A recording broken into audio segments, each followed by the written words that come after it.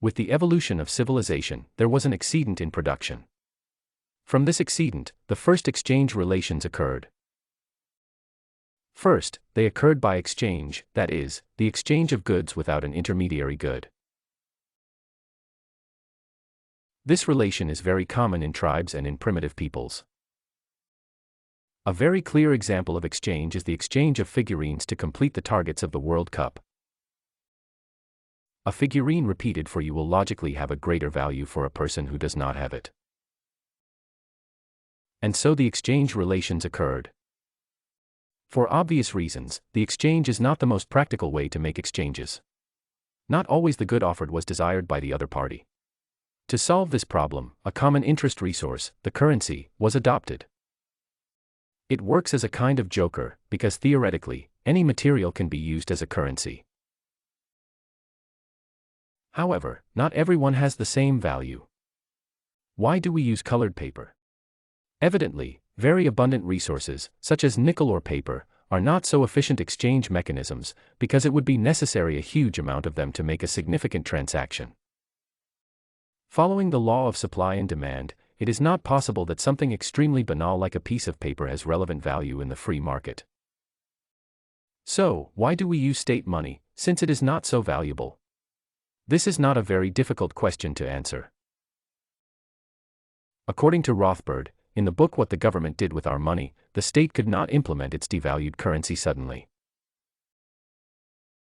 If it did, very few people would accept this new money issued. Therefore, this violence against the free market was done in a subtle and gradual way. At that time, metal commodities were the main currencies in circulation. Gold and silver were rare and hardly inflatable resources. Therefore, it was much greater the challenge of the state to control the economy. However, the state mafia took for itself the absolute monopoly of the Kunhagem. Now, every circulating currency should have a seal, a symbol, that Leviathan chose.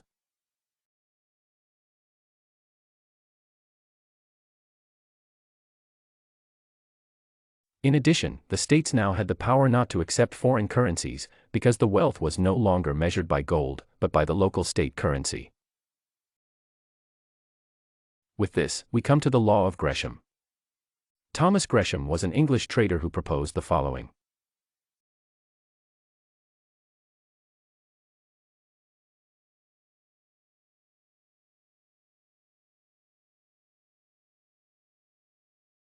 This occurs, logically, by state intervention.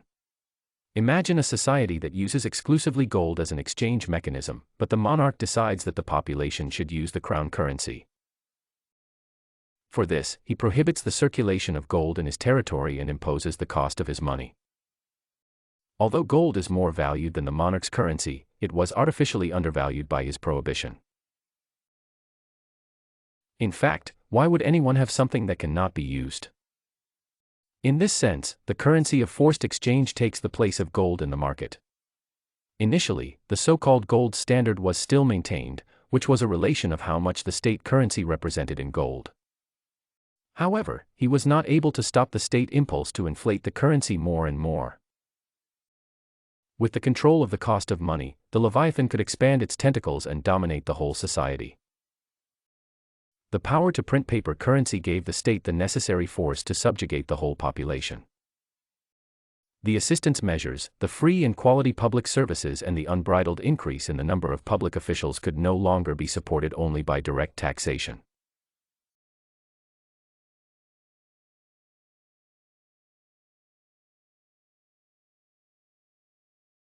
With the passage of time, inflation became commonplace and natural. The state had achieved almost absolute control of the economy.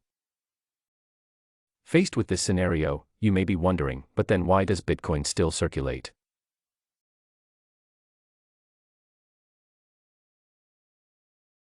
Bitcoin has a decentralized system and is a digital currency. Thus, it is not so easy to prevent its circulation, since the blockchain system does not have a headquarters in itself.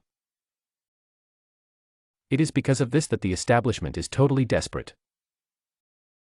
Frequently, Mainstream economists and politicians are criticizing cryptocurrencies as if they were bad investments, or assets of traffickers and bandits, or even a mechanism that will destroy the environment. Bitcoin, like the other cryptocurrencies, is a reserve of value.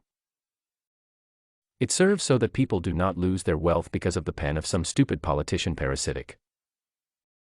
The truth is that the people are tired of this paper money that is always being inflated by the parasites of the state. Saving money in savings, or buying securities, or even putting it under the mattress, especially in this moment of extensive generation of liquidity, is the biggest stupidity in the world, for example, because when the state prints, its money loses value.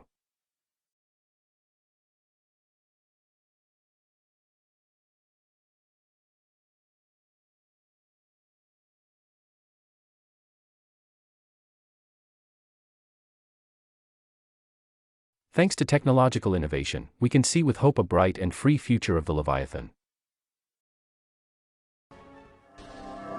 Um abraço e até a